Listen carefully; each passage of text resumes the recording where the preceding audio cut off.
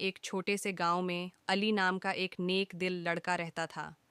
علی ہمیشہ سچ بولتا اور دوسروں کی مدد کرتا تھا۔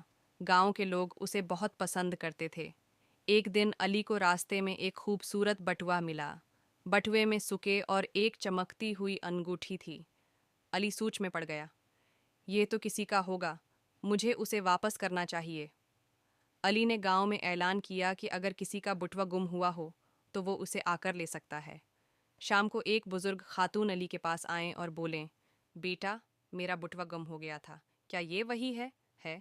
علی نے خاتون کو بٹوا دکھایا اور ان کی آنکھوں میں خوشی کے آنسو آ گئے۔ انہوں نے کہا، تم بہت ایماندار ہو بیٹا، اللہ تمہیں ہمیشہ خوش رکھے۔ اس دن علی کو یہ احساس ہوا کہ سچائی اور نیکی ہمیشہ انعام لاتی ہیں، چاہے وہ چھوٹا ہو یا بڑا۔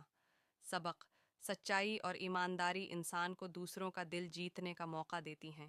کیسی لگی؟ ہو سکے تو ویڈیو کو شیئر ضرور کریں۔